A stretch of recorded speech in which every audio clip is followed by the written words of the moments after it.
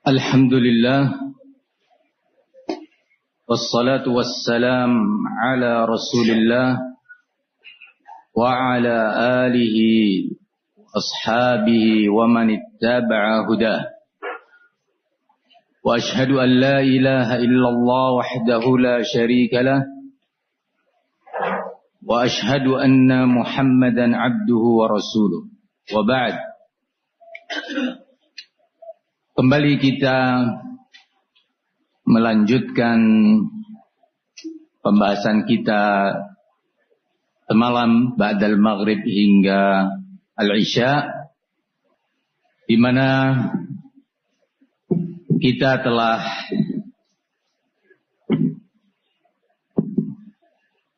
menyebutkan dan memahami insyaallah pentingnya kita menjaga kebersihan qalbu atau hati kita. Dari waktu ke waktu, dari kesempatan kepada kesempatan berikutnya, dari satu majelis ke majelis, saat di rumah, saat di masjid, saat di jalan, saat sendiri, saat bersama kawan, berusaha seoptimal mungkin menjaga qalbu, kebersihannya agar dia tidak ternodai oleh noda-noda yang akan menghalanginya dari kebaikan. Hati yang bersih Allah beri kekuatan untuk memilah, menyaring dan memfilter hal-hal yang dapat merusaknya. Hati yang bersih, yang sehat dari berbagai bentuk penyakit qalbu, Allah beri kemampuan untuk memilah mana yang hak, mana yang batil, yang benar dan yang salah, dengan izin Allah subhanahu wa ta'ala. Hati yang selalu pemiliknya banyak beristighfar, karena istighfar itu adalah salah satu cara membersihkan hati. Sebagaimana kemarin kita telah ketahui dari hadis sahabat Abu Hurairah radhiyallahu anhu. Tanpa diulangi, antum semua masih ingat insyaallah. Melengkapi pentingnya upaya menjaga qalbu sebagai tempat iman, sebagai tempat takwa, sebagaimana disebutkan oleh Nabi dalam hadis yang muttafaq alaih dari sahabat Abu Hurairah dan datang juga dari yang lainnya. Rasulullah mengatakan at-taqwa hahuna, at-taqwa hahuna, at-taqwa hahuna, wa asyara ila sadrihi 3 marrat. Bahwa takwa itu letaknya di sini, takwa itu letaknya di sini, takwa itu letaknya di sini, mengisyaratkan kepada kolbunya sebanyak 3 kali. Ini penekanan dari Nabi. Diulangi sebuah perkataan, diulangi sebuah nasihat sebagai bentuk penekanan bahwa itu penting. Kolbu adalah tempatnya takwa, tempatnya iman.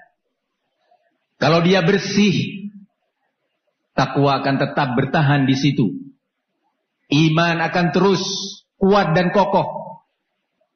Ketika dia kotor oleh berbagai dosa, berbagai kezaliman, berbagai al-baghi yang zahir maupun yang batin, kotor dengan berbagai bid'ah atau hizbiyah, kesyirikan akbar maupun yang asghar, maka takwa itu berkurang dan akhirnya dia tidak betah ada di qalbu ini. Kita sudah tahu hadis An-Nu'man ibn Bashir radhiyallahu anhu tentang sekerat daging yang ada dalam tubuh kita, yang menentukan kebaikan ataukah keburukan anggota tubuh yang lainnya. Menegaskan hal ini diriwayatkan oleh Imam Muslim rahimahullah dari sahabat Hudzaifah ibnul Yaman, bahwasanya Rasulullah sallallahu alaihi wasallam bersabda, "Tu'radul fitanu 'alal qulub kal hasiri 'udan 'uda." Fitnah demi fitnah itu ditempelkan ke kolbu-kolbu manusia ini bagaikan menempelnya anyaman tikar di tubuh orang yang istirahat atau tidur, duduk, rebahan di atas tikar tersebut. Antum bisa melihat kalau orang bangun tidur, walaupun bukan tikar, walaupun spray di atas bantal biasanya membekas di pipi, bisa terlihat dia bangun tidur. Apalagi kalau alasnya tikar, akan lebih nampak di punggung. Kalau dia belok ke kiri atau miring ke kiri, nampak di bagian pundaknya atau tangannya, dan seterusnya. Oleh Nabi dipermisalkan agar kita lebih paham, agar kita lebih berhati-hati. Faqala tu'radul fitanu 'alal qulubi kal hasiri 'udan 'uda. Satu helai anyaman, satu helai anyaman, per satu, persis. Seperti itu menempel di kolbu. Fitnah demi fitnah itu. Fa ayyu qalbin ankaraha nukitat fihi nuktatun bayda wa ayyuma qalbin ushribaha nukitat fihi nuktatun sauda. Maka tidaklah sebuah kolbu, sebuah hati berusaha mengingkari fitnah yang terjadi, maka pasti akan diletakkan di sana titik putih yang akan membuatnya bercahaya, berkilau hati itu. Menolak fitnah dengan ilmu, bukan dengan perasaan. Menolak fitnah dan menjauhinya dengan hujjah, bukan dengan emosi, bukan dengan asabiyah, bukan dengan taklid. Kemudian dia mengatasnamakan perbuatannya bahwa saya menghindar dari fitnah. Ya akhi, ini sudah ada fatwa. Ya akhi, ini sudah jelas melanggar. Ana nggak ikut-ikut. Ana mau menjauh dari fitnah. Ini mauqif yang salah, yang tidak boleh terjadi. Semuanya dituntut dengan ilmu, jangan dengan sakit hati. Jangan. Dan tidaklah ada sebuah hati yang berusaha merespon, menerima sebuah fitnah, kecuali di sana akan ditulis titik hitam. Ada fitnah lagi, diterima, diikutin, disambut, disebarkan, diyakini sebagai kebenaran, tulis lagi titik hitam. Terus demikian. Kalau dalam hadis Abi Hurairah, idza zada zadat hatta ta'luwa ala qalbih. Kalau terus bertambah dia merespon dosa, merespon fitnah, maka titik hitam yang gelap itu akan mendominasi, menutupi kolbunya sampai hitam pekat. Hadis ini pun juga demikian, akan menjadi hitam pekat. Kemudian oleh Nabi dipermisalkan lagi, diberi perumpamaan berikutnya. Tadi seperti al-hasir, bagaikan tikar dengan anyaman-anyamannya. Sekarang kata beliau, fasara ala qalbaini, mungkin, dan kemudian menjadi dua qalbu, menjadi dua gambaran, dua bentuk hati. Abyadu kas-safa la tadurru fitnatun madamatis samawati wal ardu. Yang pertama putih bersih, maka jenis yang ini tidak ada satupun fitnah. Baik itu fitnatus syubuhat yang mengancam manhaj akidahnya, imannya, maupun fitnatus syahawat yang dapat mengancam dan menghancurkan akhlaknya. Selama masih tegaknya langit dan bumi, dia akan terlindungi, terselamatkan. Wal akhar aswadu murbadda kalkuzi mujakhia. Sementara hati yang kedua, jenis kolbu yang kedua yang merespon terus. Dia ikuti fitnah itu tanpa ilmu, tanpa hujjah, hanya dengan taklid, hanya dengan asabiyah, hanya dengan fanatisme buta, hanya dengan emosi dan sakit hati, maka dia adalah qalbu yang hitam pekat. Ya. Hitam pekat, beliau lanjutkan, bagaikan gelas yang terbalik, mengkus. Kalau gelas itu terbalik, nggak mungkin diisi air nasihat, air ayat, air dalil, air fatwa. Nggak bisa sudah. Akan tumpah kalau dia diisi. Tumpah, nggak bermanfaat. Hujjah dan dalil, nasihat dan fatwa. Kalkuzi mujakhia. Apa akibatnya kalau sudah seperti itu? Dilanjutkan oleh Nabi. La ya'arifu ma'rufa. Wa la yunkiru munkara. Illa ma ushriba min hawa. Dia tidak bisa mengetahui yang ma'ruf. Bahwa itu adalah ma'ruf. Dia tidak bisa mengenali yang hak itu adalah hak. Dan dia tidak bisa pula mengetahui atau mengingkari yang mungkar itu mungkar. Kecuali apa-apa yang dinilai oleh hawa nafsunya. Qalbu yang seperti ini, jenis yang kedua, yang aswadu murbadakal kuzi mujakhiyah, itu barakallahu fikum, qalbu orang yang merespon dengan kebodohan. Menjadikan mizan neraca atau mizan dan timbangan al-haq dan al-batil hawa nafsunya, sukunya, gengsinya, keluarganya, rumah tangganya, bisnisnya, semua urusan hawa nafsu yang dijadikan tolok ukur. Kalau dia mengikuti kebenaran, dia hitung-hitung bisnis saya akan hancur, maka dia tidak mau mengakui kebenaran itu. Ya, kadang ada orang mengatakan, enggak, saya enggak mau. Ini ya akhi sudah ada fatwanya, enggak mau. Ada yang model seperti ini. Tapi ada yang mengatakan, ana enggak ikut-ikut ya akhi.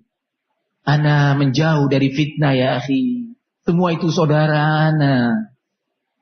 Padahal dia sebenarnya punya kepentingan.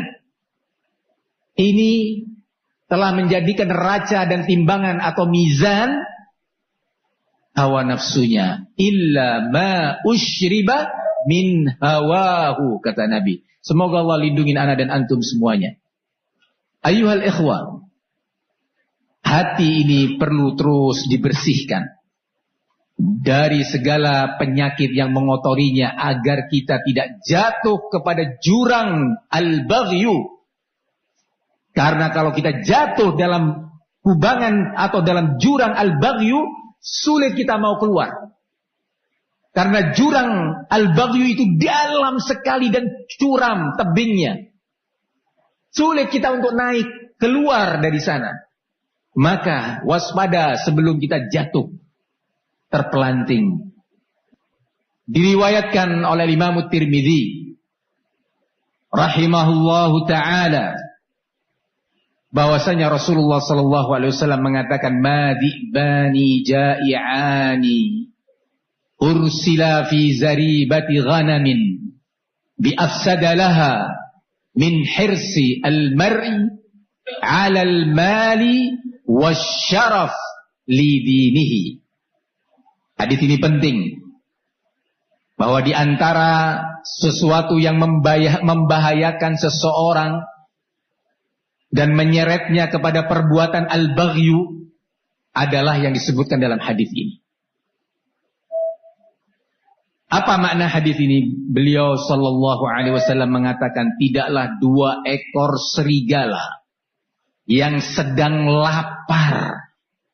Dia serigala, muftaris, hewan pemangsa yang luar biasa. Apalagi dalam kondisi lapar yang sangat. Rasulullah mengatakan, tidaklah dua ekor serigala yang lapar, yang dilepaskan menuju dan masuk kepada segerombolan kambing, lebih berbahaya terhadap nasib kambing-kambing tersebut dibandingkan bahayanya seseorang yang memiliki ambisi dan keserakahan, tamak terhadap harta dan kedudukan. lebih berbahaya terhadap agamanya, terhadap keselamatan iman dan akidahnya. Ya, seseorang yang telah kalbunya dipenuhi dengan al-hirs 'alal mali wasyaraf, dipenuhi dengan ambisi, ketamakan dan keserakan terhadap harta, bisa merusak agamanya, mengancam imannya. Atau ambisi untuk mendapatkan kedudukan dan posisi, itu berbahaya kepada keselamatan iman, manhaj dan akidahnya. Sebut saja karena masalah harta. Seseorang ketika berambisi, punya target-target duniawi, maka di situ dia siap untuk mengorbankan agamanya. Dia bisa dan siap mengorbankan beberapa hukum agama yang telah dia ketahui. Dia siap dan tega untuk menzalimi saudaranya karena ambisi dan keserakahannya. Dia menzalimi hak saudaranya, baik atas nama bisnis atau pinjam-meminjam, sewa-menyewa, atau yang lainnya. Dia punya ambisi dan target-target terakah. Dia tidak lagi peduli atas aturan-aturan jual beli yang telah dibimbingkan karena hawa nafsu tadi, karena ambisi tadi. Sehingga dia siap merugikan saudaranya. Ini nasihat untuk semua, untuk kita semuanya. Karena kita ingin dengan izin Allah dan pertolongannya, bagaimana Ma'had An-Najiyah ini Allah selamatkan dari fitan, Allah selamatkan dari permusuhan, dari kebencian, dari al-baghi, sehingga kita di sini bersama istri dan anak-anak kita bisa belajar Alkitab was sunnah dengan nyaman, aman, tentram, penuh persaudaraan. Ketika seorang ambisi, yang pertama disebutkan oleh Nabi, al-malu, harta. Dia bisa dengan atas nama bisnis misalkan, dia sebagai pengelola atau dia sebagai investor, untuk merugikan saudaranya. Ketika ambisi itu, alhamdulillah, dia sebenarnya sudah dibukakan dan diberikan oleh Allah beberapa pintu rizki. Mengalami kegagalan atau dia punya target yang lebih besar, dia bisa terpaksa meminjam uang, mengajak orang lain untuk berinvestasi yang memang dia sudah siap untuk menzalimi saudaranya. Ini akan menghancurkan agamanya. Dia lambat laun akan menjauh, pergi, menghindar dari teman-temannya yang baik, teman-temannya yang salihin, insya Allah. Dia akan mencari teman-teman lain. Dan ini sudah banyak contohnya. Lebih parahnya, kalau dia seorang talibul ilmi, atau dia yang pernah mengetahui dalil-dalil agama, akan melakukan tabrir, pembenaran terhadap kesalahannya. Ini tambah jauh dia. Karena dia banyak hutang kepada orang, kepada si fulan, kepada si fulan, kepada si fulan. Dia bisa menulis artikel atau yang semisalnya, atau bisa dia menyampaikan kepada orang-orang tersebut fadilah, dalil-dalil yang menunjukkan keutamaan orang-orang yang membebaskan hutang.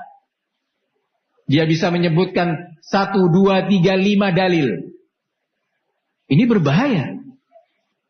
Karena urusan harta. Lambat laun dia meninggalkan manhajnya. Demi harta, demi bisnis, dia bisa tega, berani untuk berhubungan dengan hizbiyin dan ahlul bid'ah. Bergaul, berkawan, sehingga semangat untuk mengingkari ahlul hizbiyah dan ahlul bid'ah itu redup semangatnya. Jadi lemah dia. Ketika diingatkan oleh saudaranya, ya akhi, itu hizbi, itu ahlul bid'ah. Ya, tapi dia baik, akhlaknya bagus. Udahlah, nggak usah ribut, nggak usah berpecah belah. Subhanallah. Bermula dari ambisi terhadap harta. Waspada. Kolbu kita perlu dijaga. Yang kedua, qala ala syaraf. Kedudukan. Dia ingin menjadi orang yang diposisikan, yang memegang jabatan, yang didengar, ditaati, dan seterusnya. Rasulullah mengatakan, bi afsadalaha min hirsil mar'i 'alal mali wasyaraf lidinihi. Lebih berbahaya dari 2 ekor serigala yang memangsa gerombolan kambing tersebut dibandingkan orang yang ambisi dan tamak atau serakah terhadap dunia dan kedudukan.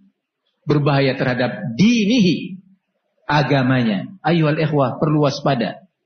Bagaimana agar kita selamat dari al-hirs, ambisi dan ketamakan kepada dunia dan posisi atau kedudukan? Zikrullah, istighfar, tilawatul Quran. Manfaatkan waktu untuk ilmu, manfaatkan waktu untuk sujud, ruku, ibadah, berbagai amalan-amalan soleh, memberi hadiah, memberi sedekah, berta'awun dalam hal ini, berta'awun dalam bidang itu, sibuk dalam pendidikan. Sibukkan waktu kita dan hati kita untuk itu. Saatnya kita hidup sekarang ini di zaman melemahnya iman umat manusia. Di zaman semakin sedikitnya ilmu dan orang yang berilmu. Di zaman rayuan syahwat demi syahwat itu terus menghampiri kita sampai ke rumah-rumah kita. Bukan hanya di jalan-jalan. Di zaman kita sedang ingin mempertahankan dan menyelamatkan anak-anak kita. Tantangannya luar biasa, pendidikan dan dakwah di zaman ini. Maka isi waktu kita dengan zikrullah, yang kemarin kita sudah katakan tentang ciri orang-orang yang akan Allah beri hidayah. Qul innallaha yudhillu man yasha wa yahdi ilaihi man anab. Katakan wahai Muhammad, jawab kepada mereka itu, bahwa sesungguhnya dia Allah memberi hidayah atau menyesatkan siapa saja yang Allah kehendaki, dan dialah Allah yang memberi petunjuk atau hidayah kepada orang-orang yang suka beranaba, suka bertaubat, rujuk kepada kebenaran, mengakui kesalahan, beristighfar. Siapa mereka ini? Alladzina amanu, yaitu orang-orang yang beriman. Alladzina amanu wa tatma'innu qulubuhum li dzikrillah. Orang-orang yang beriman dan kolbunya merasa senang berzikir. Kolbunya itu senang berkumpul dengan orang-orang yang berzikir. Kolbunya merasa tentram berada di tempat-tempat zikrullah. Yang disebutkan di situ nama Allah, ilmu tentang Allah, ilmu tentang syariatnya. Senang dia, tentram. Ini ciri-ciri orang yang akan diberi petunjuk oleh Allah dan diselamatkan, dia dilindungi oleh Allah. Wah, kalau begitu menakutkan, Ustaz. Naam. Siapa yang tidak takut dengan kondisi ini? Para sahabat Nabi. Semuanya sahabat Nabi adalah ahlul jannah. Semua sahabat Nabi dari yang pertama hingga yang terakhir adalah ahlul jannah, penghuni surga.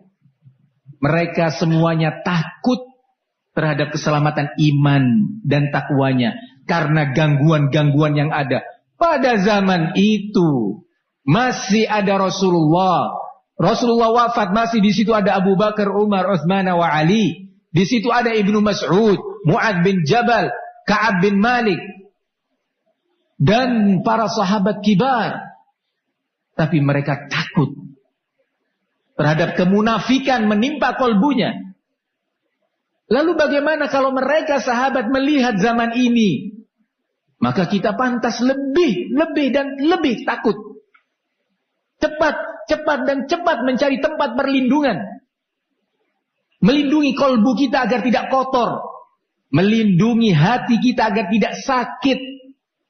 Karena kalau sakit, sulit untuk sembuh illa man rahima rabbuh. Kecuali seorang hamba yang disayangi dan dirahmati oleh Allah untuk mendapatkan hidayah. Bagaimana bisa mendapatkan hidayah? anabah, yang disilakan kemudian dengan al-inabah. Kembali, rujuk kepada kebenaran, bertaubat kepada Allah, menyesali. Jangan memaksakan diri di atas dosa ya akhi. Jangan memaksakan diri di atas kezaliman. Jangan memaksakan diri di atas al-baghi.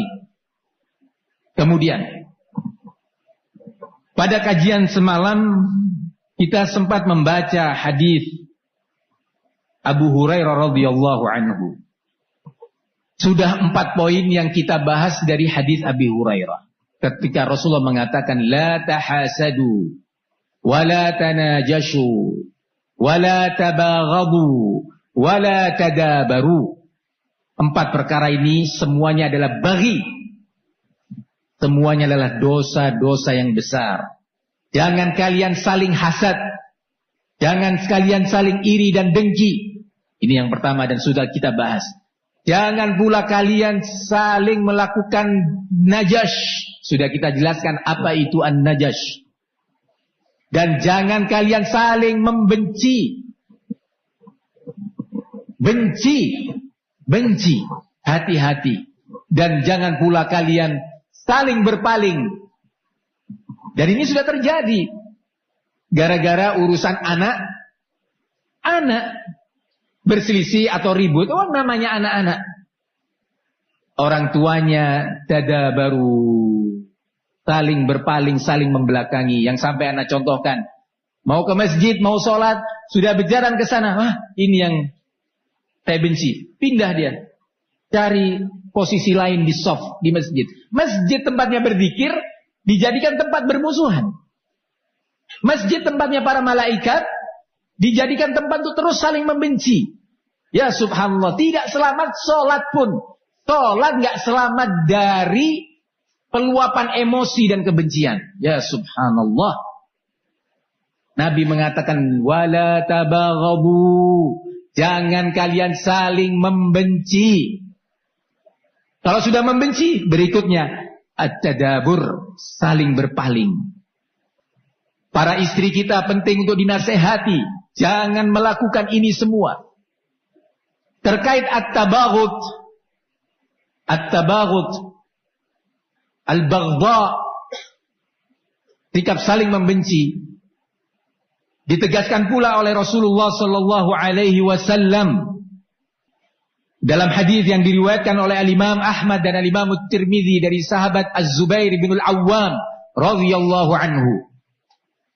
Qala sallallahu alaihi wasallam, dabba ilaikum da'ul umami min qablikum al-hasad wal baghdha. Sungguh telah masuk ke barisan kalian wahai umatku penyakit umat-umat yang sebelum kalian. Penyakit kata Nabi. Da'un.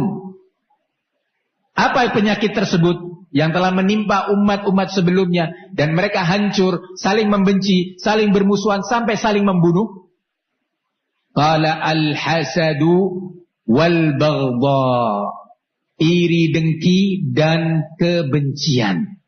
Iri dengki dan benci. Qala wal-baghdha hiyal haliqah.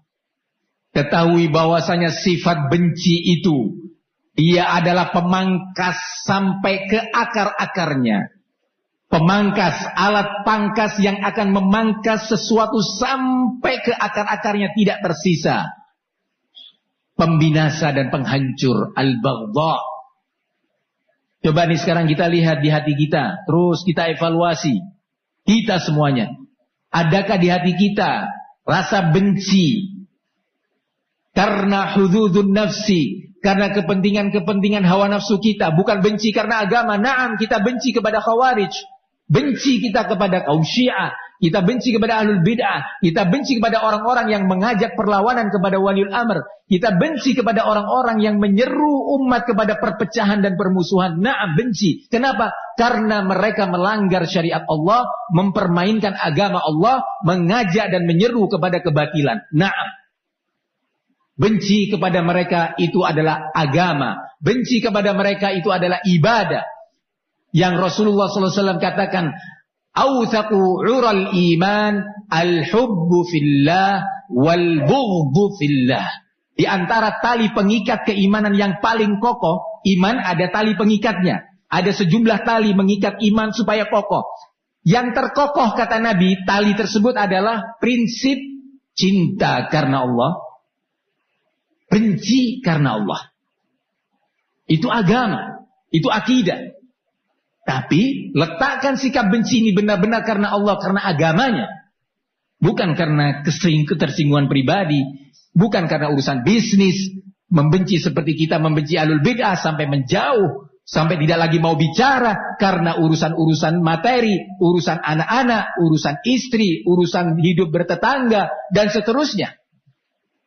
Jangan sampai benci yang seperti itu. Maka Nabi mengatakan wal baghdha'u hiyal haliqah. Ketahui bahwasanya kebencian itu adalah alat pemangkas yang menghabiskan sampai ke dasar-dasarnya.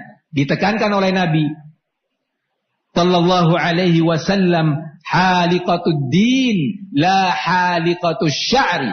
Yang aku maksud adalah pemangkas sampai ke akar-akarnya terkait agama, iman, akidah, manhaj, akhlak, ibadah seseorang. Bukan alat pangkas rambut yang bisa menggundul rambut kepala ini. Bukan itu yang aku maksud. Tetapi alat pangkas yang akan memangkas agama, yakni akidah, iman, manhaj, ibadah, dan akhlaknya. Apa itu alat pemangkasnya? Al-baghdha. Ayo kita periksa nih sekarang. Kita merenung. Lihat kondisi kolbu ini perlu dimasukkan ke laboratorium, periksa. Ya Allah, aku masih benci sama si fulan karena dulu dia punya hutang gak bayar sama aku. Dan aku sakit hati benci sama si fulan karena anak dia dahulu pernah menampar anakku. Anakku sampai nangis. Sakit hatinya. Enggak, bukan demikian. Kalau masalah-masalah seperti itu, yang diperintahkan oleh Allah adalah nanti yang akan kita sebutkan sifat maaf. Apa sih kita ini? Kita korbankan fisik dan bahkan harga diri kita ini untuk agama ini. Untuk agama ini. Jangan sampai agama jadi korban, dakwah jadi korban, pendidikan jadi korban gara-gara kepentingan pribadi kita. Jangan. Kita akan hancur. Dia tega melihat salafiyin berpecah, ukhuwah mereka terganggu dan tercoreng demi kepentingan gengsinya. Tega dia. Maka Rasulullah mengatakan, irhamu man fil ardi yarhamkum man fis sama. Sayangi penduduk bumi, sungguh Allah akan menyayangi kalian. Yang ada di langit itu akan menyayangi kalian. Man la yarham la yurham. Barang siapa yang tidak punya jiwa penyayang, tidak bisa menyayangi hamba-hamba Allah, Allah tidak akan merahmati atau menyayangi dia. Maka kurang lebih selesai. Kita ingin berbuat nih, ma'had kita ini ingin kita perbaikin. Menjadi lebih baik, lebih tertib, lebih ilmiah, lebih terasa ukhuwahnya dan rasa cintanya. Maka Nabi mengingatkan, kemudian beliau tegaskan, wa kunu ibadallahi ikhwana, dan hendaknya kalian menjadi hamba-hamba Allah yang saling bersaudara. Ya, sekali lagi, kalau urusan-urusan pribadi, tetapi kalau kesalahan saudara kita itu terkait dengan dakwah, terkait dengan tarbiyah, terkait dengan ukhuwah salafiyin, kemudian setelah ada upaya menasehati dengan cara yang baik, nasihat demi nasihat, hari berganti hari, majlis berganti majlis, tetap tidak mau kembali rujuk dan berinabah kepada Allah. Sementara efek negatifnya terus dirasa di saat itu, syariat membimbingkan untuk mengambil langkah yang sesuai. Al-ghibah haram. Ghibah haram binasil kitab was sunnati wal ijma'. Tetapi di situ ada jenis-jenis ghibah yang dibolehkan, bahkan wajib. Bahkan wajib. Disebutkan oleh para ulama sekian pihak. Sekian kondisi yang perlu dibahas di tempat lain. Nah, jadi letakkan ilmu pada tempatnya. Letakkan ilmu dan dalil sesuai porsinya. Di antara sebab ahlul bid'ah itu jatuh dalam bid'ah dan terus mempertahankan bid'ahnya adalah apa? Tidak bisa menempatkan dalil pada tempatnya. Bukan tidak hafal dan tidak tahu dalil. Bukan dia tidak pernah belajar dalil. Pernah, tetapi dia tidak bisa menempatkan dalil pada tempatnya. Tidak sesuai dengan porsi dan dosis. Ini justru yang akan menjadi sebab kehancuran. Maka Rasulullah mengatakan, kunu ibadallahi ikhwana. Jadilah kalian hamba-hamba Allah yang saling menyayangi. Al-muslimu akhul muslim. Ketahui, seorang muslim itu adalah saudara muslim. Saudara.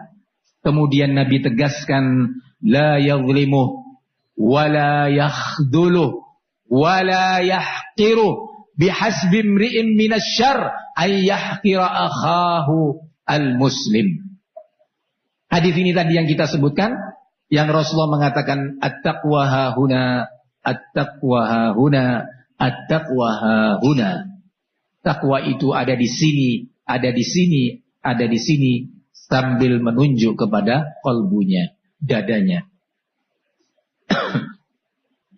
Kata Nabi, seorang muslim itu adalah saudara muslim lainnya. Maka la yadhlimuhu, tidak boleh menzaliminya. Nah, tidak boleh menzalimi saudara muslim. Wala yakhdhuluh, tidak boleh meninggalkan dia tanpa memberi pertolongan saat dia butuh pertolongan. Dia biarkan, dia enggak peduli. Baik itu terkait urusan pribadinya, terlebih urusan agamanya. Dia butuh pertolongan dalam dunia pendidikan, butuh ta'awun, butuh uluran tangan. Dia tidak berusaha untuk menolong saudaranya. Dia sedang berusaha menghadapi ahlul bid'ah dan ahlul batil, membongkar penyimpangan-penyimpangan dan kesesatan mereka. Kita biarkan dia sendiri, tanpa kita bantu, tanpa kita tolong, tanpa kita berusaha menyiapkan sarana-sarananya. Padahal kita mampu, padahal kita siap. Kita nggak peduli, nggak boleh. Al-khudlan atau al-khadl ini bukan sifat seorang mukmin. Nah, wala yahqiruh, dan jangan seorang muslim itu merendahkan atau meremehkan saudaranya. Al-ihtiqar. Ini bahaya.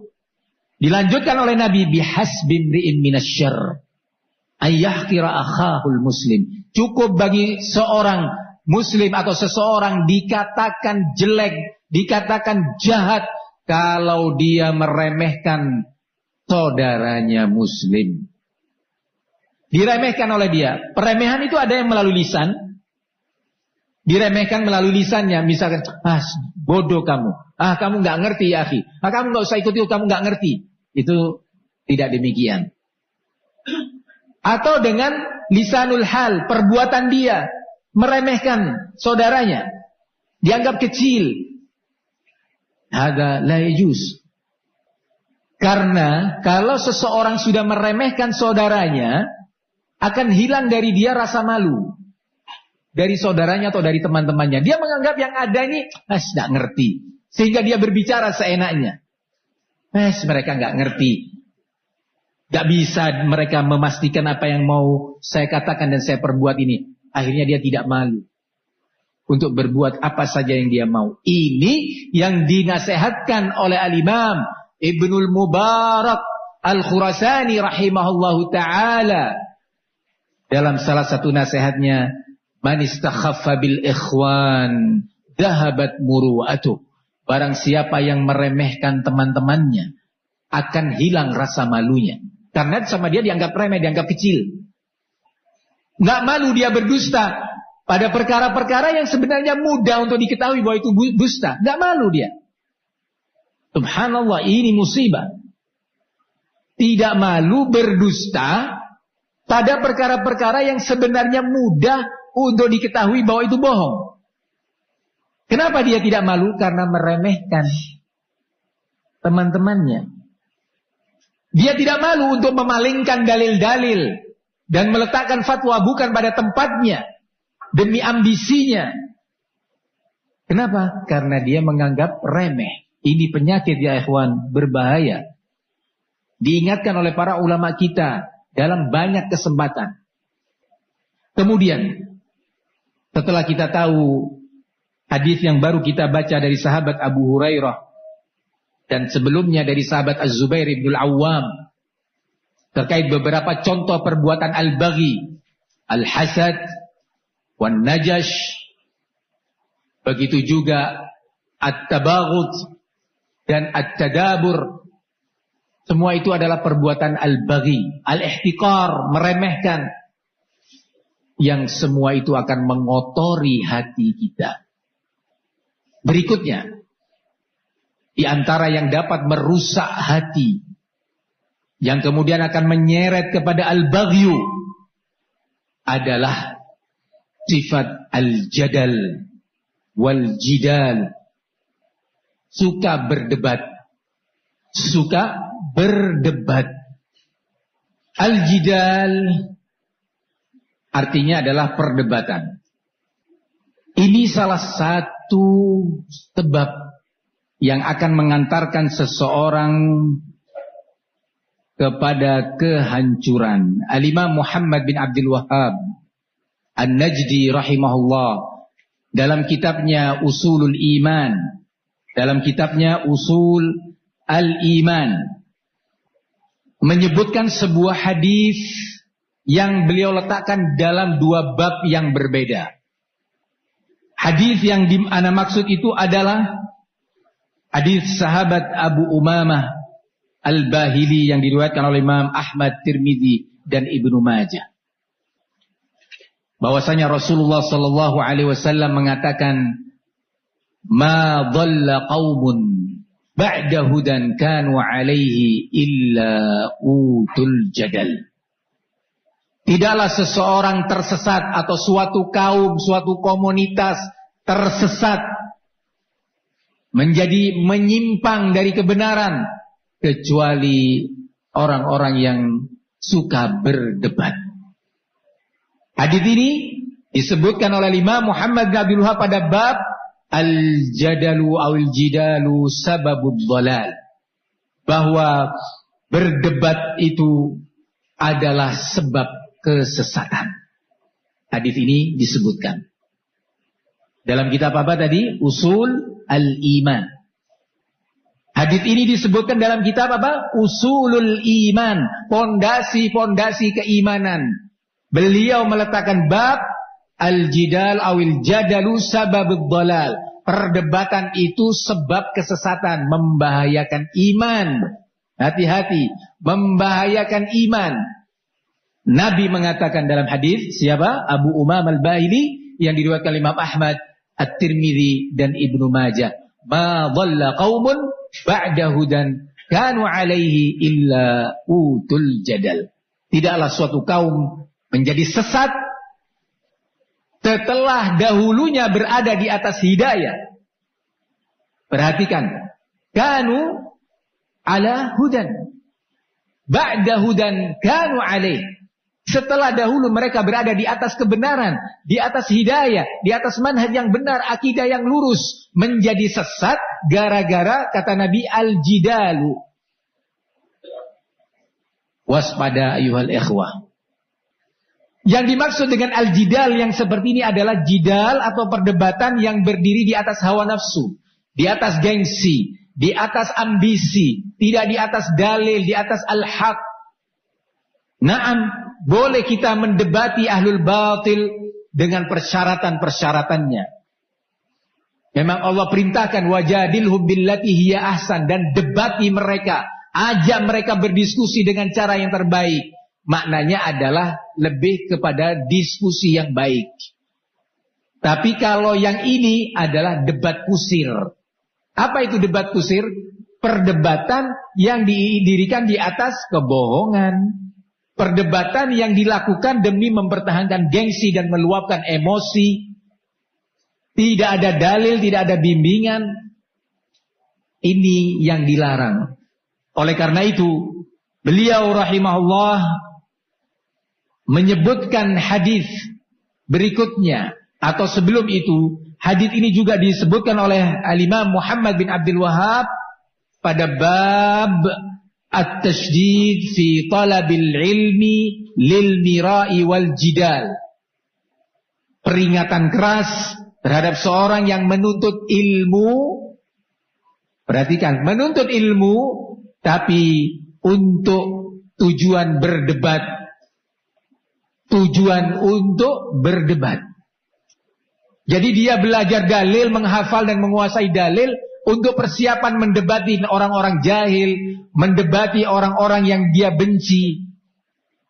Akhirnya, karena perdebatan itu berdiri di atas kebatilan, maka menjadi sebab kesesatannya. Bukan sekali, dalam sejarah sudah banyak. Lebih dari 30 tahun atau bahkan 35 tahun selama perjalanan dakwah yang kita alamin, kita lalui, sudah banyak contoh-contoh orang-orang yang pandai, pinter, luar biasa, memiliki kekuatan hafalan yang sangat luar biasa. Tetapi ketika dia mulai ada ambisi, dia berdebat. Ilmu yang sudah dia kuasai untuk membodohin orang. Ini yang berbahaya. Dalam hadis Aisyah al-muttafaq alaih, Al-Bukhari dan Muslim, Rasulullah sallallahu alaihi wasallam mengatakan, inna abghadar rijali ilallah al-aladdul khasim. Sesungguhnya orang yang paling Allah benci adalah orang yang suka atau orang yang keras kepala dan suka berdebat. Itu adalah orang yang paling Allah benci. Waspada, siap-siap wahai saudara-saudaraku, ana dan antum semuanya, tanamkan bahwa aku tidak ingin menjadi orang yang suka berdebat. Kalau aku dinasehati dan memang aku salah, maka aku akan katakan jazakallah khair. Antum telah menasehatin ana dan ana salah dalam hal ini. Perhatikan hadis ini. Inna abghadha ar-rijali ilallah al-aladdu al-khasim. Orang yang paling Allah benci adalah orang yang keras kepala. Keras kepala. Tahu dia salah, berbohong. Tahu dia salah, berdebat. Tahu dia salah, membenci orang-orang yang menasehatinya dan mengarahkannya atau menegurnya. Ini keras kepala. Al-khasimu, suka berdebat. Ini semua adalah sebab-sebab penyimpangan. Step by step kata orang. Khatwah. Selangkah demi selangkah. Dan sejarah telah memberi contoh yang banyak. Ayyuhal ikhwah rahimani wa rahimakumullah. Permasalahan ini menjadi sangat penting buat kita semuanya. Agar kita benar-benar terselamatkan, bahkan agar lingkungan ini terselamatkan dari al-baghyu. Antum hidup di sini berta'awun. Banyak sisi-sisi dan item-item ta'awun. Masalah keamanan, bagaimana menciptakan keamanan di tempat ini dari segala gangguan. Bagaimana juga di situ masalah kebersihan lingkungan. Kemudian masalah hidup bertetangga.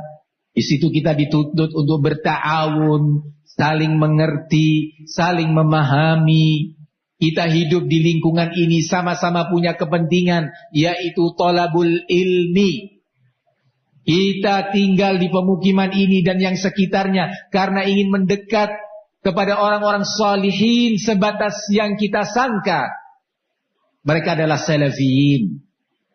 Kita ingin di lingkungan ini para istri kita sibuk dengan ilmu, belajar Al-Quran, belajar akidah. Para istri kita sibuk mempelajari tauhid, sibuk mempelajari tata cara ibadah dan akhlak yang mulia. Dan kita ingin anak-anak kita menjadi para huffazul Quran, salihin. Kita ingin anak-anak kita mengerti tentang tauhid, akidah.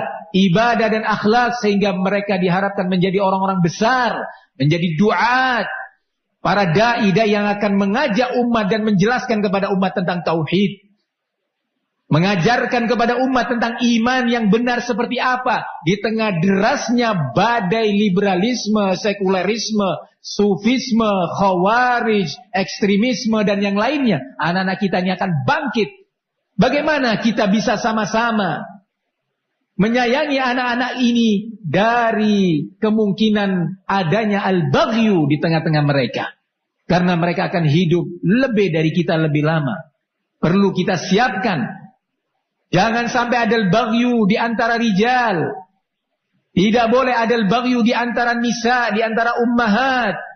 Kunu ibadallahi ikhwana. Jadilah kalian hamba-hamba Allah yang saling bersaudara. Ada yang salah atau berbuat salah kepada kita, baik dengan lisannya yang pedas, lisannya yang tajam, atau merugikan kita terkait harta kita. Nabi kita alaihi salatu wassalam mengatakan, "Ma zadallahu 'abdan bi'afwin illa 'izza, wa ma tawadha'a ahadun lillahi illa rafa'ahu Allah." Tidaklah Allah menambah untuk seorang hamba dengan sebab maaf yang dia berikan, kecuali akan bertambah kemuliaannya. Harga dirinya semakin tinggi. Dia nggak akan jatuh karena memaafkan. Dia nggak akan rendah atau direndahkan oleh lingkungan, oleh teman-teman karena dia suka memaafkan. Nggak.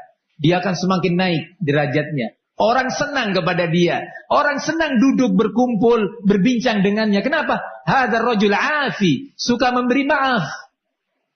Sehingga anak merasa aman dengan dia. Aman duduk bersamanya. Aman berbincang dengannya. Anak sadar, anak sering salah bicara atau tidak terkontrol. Terkontrol ucapan anak. Tapi kalau duduk sama dia, berkawan, dia mudah maafkan. Ini teman anak yang baik. Terhormat dia. Tapi kalau sebaliknya, dia orang yang selalu marah, orang yang sulit memaafkan. Kalau ada yang sakit hati, berkepanjangan permusuhannya sampai menyentuh urusan-urusan ta'awun, kebencian itu sampai merembet kepada urusan pendidikan, urusan ibadah dan yang lainnya, orang merasa tidak aman.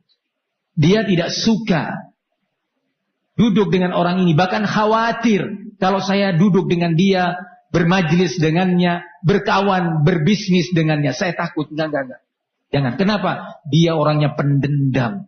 Dia orang yang tidak suka memaafkan. Sementara anak manusia biasa yang sering salah, sering lupa, sering lalai. Aduh, anak enggak berani. Khawatir saya. Akhirnya teman-temannya menjauh, pergi, tidak suka, atau dia akan diminta pergi oleh teman-temannya. Tolong ya akhi, jangan di sini. Tolong. Sudah kami takut, kami khawatir.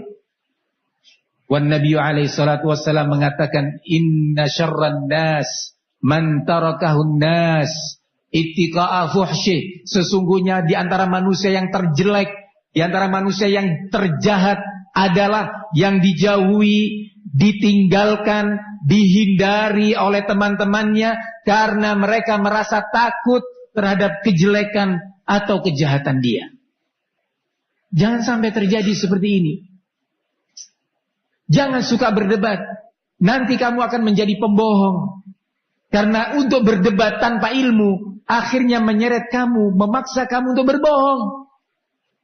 Kalau sudah berbohong, Nabi SAW mengatakan, "Iyyaka wal kadhib, fa innal kadhiba yahdi ilal fujur, wa innal fujura yahdi ilan nar, wa la yazalu ar-rajul yakdhibu wa yataharra al-kadhib hatta yuktaba 'indallahi kadzdzaba."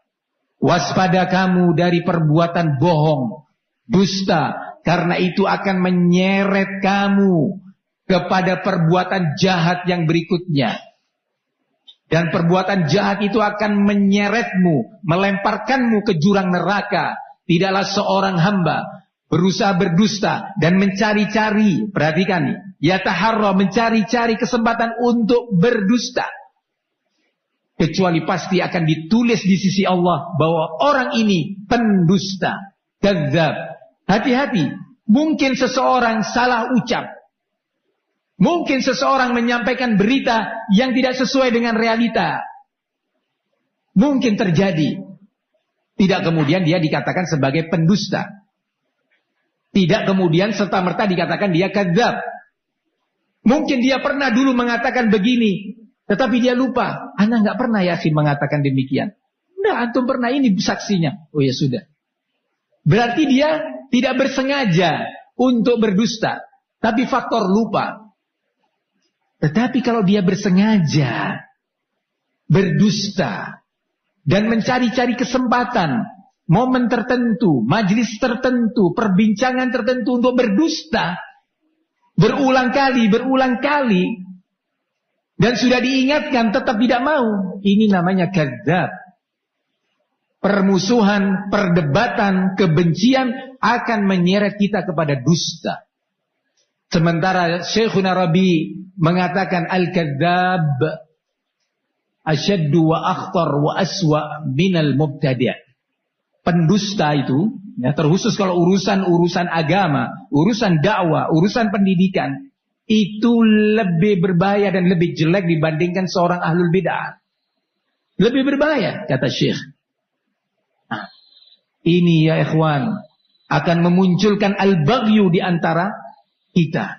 Maka kita wajib bersama-sama menjaga lingkungan Ma'had An-Najiyah dengan al-mahabbah, dengan rasa cinta, rasa kasih di antara kita, rijalan wa nisaan, kibaran wa sigharan, harus berjuang. Bagaimana maksudnya berjuang? Berupaya mencari sebab-sebab, langkah-langkah, amalan-amalan yang akan melahirkan mahabbah. Kita di Ma'had An-Najiyah ini ingin bersama-sama menjadi satu tubuh yang peduli, yang punya solidaritas, yang dikatakan oleh Nabi alaihi salatu wassalam, matsalul mu'minin fi tawaddihim wa tarahumihim wa ta'atufihim matsalul jasad idza ishtaka minhu 'udhun tada'a lahu sa'irul jasad bis-sahri wal humma. Perumpamaan seorang mukmin, ya, perumpamaan kaum mukminin, matsalul mu'minina. Nabi memberi permisalan dan perumpamaan. Apa tujuannya? Agar kita faham. Mempermisalkan sesuatu yang maknawi, masalah iman, masalah mahabbah, masalah-masalah yang sifatnya maknawi, dipermisalkan dengan yang hissi. Hissi itu fisik, ada wujudnya. Kalau maknawi itu yang sifatnya kaitannya dengan mental, karakter, iman, itu maknawi. Kalau hissi, ada fisiknya, terlihat oleh mata, bisa dirasakan, itu namanya hissi. Nabi banyak dan sering memberikan permisalan hissi untuk memahami perkara yang sifatnya maknawi. Salah satunya ini, perumpamaan kaum mukminin dalam tawaddihim, untuk saling mencinta. Perhatikan, saling mencinta. Berarti memang harus ada upaya untuk bisa kita saling mencinta. Bagaimana? Tadi sempat disebutkan atau semalam, ya, atau tadi juga Rasulullah sallallahu alaihi wasallam mengatakan, la tadkhulul jannata hatta tu'minu wa la tu'minu hatta tahabbu. Sungguh kalian tidak bisa masuk jannah sampai kalian benar-benar beriman, dan sungguh kalian tidak bisa benar-benar beriman sampai kalian saling mencinta. Berarti masalah mahabbah dan at-tahab, taruhannya adalah iman. Erat kaitannya dengan iman. Kemudian Nabi memberi contoh salah satu amalan dan salah satu media untuk terwujudnya mahabbah, yang kalau kita saling mencinta, iman kita akan naik, semangat kita akan bertambah, ya? Coba ini diresapi, direnungi dengan baik. Kemudian Nabi mengatakan, awala adullukum ala syai'in idza fa'altumuhu tahabbtum. Maukah kalian aku tunjukkan suatu amalan yang apabila kalian wujudkan, kalian pasti akan saling mencinta? Afsyus salama bainakum. Tebarkan salam di antara kalian. Ini satu. Begitu juga saling menghadiahkan. Nabi mengatakan tahadu tahabu. Saling kalian memberi hadiah, pasti kalian saling mencinta. Istri kita ajarkan, ingatkan, nasihatkan. Ayo beri nasihat, beri hadiah kepada tetangga kita. Apa saja yang kita mampu, jangan berlebihan, tetapi itu ada rasa cinta. Hadiahkan apalah suatu makanan atau sesuatu yang ringan, silahkan. Saling memberi hadiah. Akan saling mencinta. Karena kalau saling mencinta tidak ada, yang ada adalah at-tabaghud, saling membenci, dan at-tadabur. Kalau sudah tadabur yang terjadi, saling berpaling. Tadi yang saya gambarkan, sampai sholat pun jadi korban. Bahkan yang lain-lain. Sholat, dia bisa seperti tadi yang digambarkan, atau dia akan sholat di masjid lainnya. Dia akan pergi karena rasa benci. Akhirnya lahir dan muncul at-tadabur, saling berpaling. Ini terjadi di sejumlah tempat. Ikhwan, salafiyin, karena perbedaan pandang, permasalahan muncul di tengah mereka sampai tidak mau lagi sholat di masjidnya Ahlus Sunnah. Tidak lagi mau muncul, sudah apalagi taklim.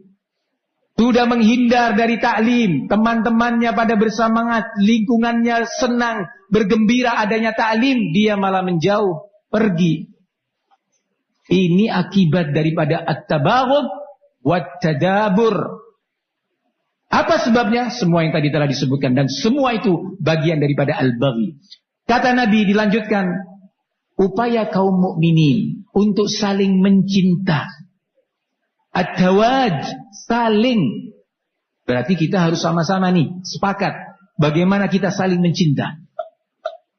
Nah, dan untuk saling menyayangi serta saling menguatkan, bagaikan satu tubuh. Ini pendidikan. Kalau tidak saling menguatkan di antara kita, dia akan lemah. Menguatkan dengan banyak cara, semua orang, semua ikhwan di bidangnya masing-masing sesuai dengan kemampuannya. Hasil terakhir nanti di hari kiamat. Belum tentu si penceramah, si pemateri, si penyampai ilmu di hari kiamat lebih baik dan lebih tinggi kedudukannya dibandingkan yang sekedar berta'awun membuat pintu itu, atau membersihkan toilet, atau membenahi pintu yang rusak. Belum tentu. Yang menyampaikan ilmu, antum sudah tahu dalil-dalil yang menunjukkan keutamaan orang yang menyampaikan ilmu. Tapi bersama itu, jangan dianggap remeh ta'awunnya salah satu ikhwan, walaupun ta'awun yang sederhana. Ada satu ikhwan, Masya Allah, di beberapa tempat, anak kagum dan menganggap begitu kecilnya diri anak dibanding dia. Begitu rendahnya diri anak dibanding dia. Dia sengaja datang ke pondok untuk membantu menyapu, membersihkan pondok, membersihkan daun-daun yang berguguran. Setiap anak melihatnya, Masya Allah, mungkin orang ini nanti di jannah akan jauh meninggalkan kita. Di atas. Jangan menganggap remeh sebuah ta'awun. Kita harus saling menguatkan. Bagaikan satu tubuh. Pertanyaannya, kita sekarang ini, kita hadir di majlis ini, tinggal di lingkungan Ma'had An-Najiyah dan yang di sekitarnya, sudah benar-benar merasa satu tubuh? Atau belum? Kalau belum, cepat perbaikin. Nabi sampai memberi permisalan. Apakah saat kita, ada teman kita yang sakit, kita peduli? Kalau belum, ayo cepat kita hidupkan. Ayyuhal ikhwah, dan kemarin sempat disebutkan bahwa di antara sebab seseorang terselamatkan dari al-baghyu adalah al-ilmu. Maka ana bersama para pembina lainnya, Ustaz Raifi hafizahullah dan Ustaz Hamzah hafizahullah taala, sangat berharap dari antum semuanya, ya, bagaimana berikutnya pada hari-hari esok ini tidak ada lagi at-tabaghud, tidak ada lagi at-tadabur, tidak ada lagi at-taqatu, ya. dan seterusnya. Yang ada di sini adalah ilmu. Belajar dan belajar, bertolabul ilmi. Mohon dengan sangat, ayo kita jaga nikmat yang besar ini. Jaga baik-baik nikmat pondok pesantren, agar Allah berkahi dan Allah rahmati. Sampaikan kepada istri-istri kita atau ibu-ibu kita, agar mereka benar-benar bertolabul ilmi. Wahai ummi, wahai istriku, jangan kamu sibuk dengan sesuatu selain ilmu secara berlebihan. Dan tingkatkan ibadah di antara kita. Tingkatkan ibadah sujud dan ruku. Ibadah dengan berbagai bentuknya. Agar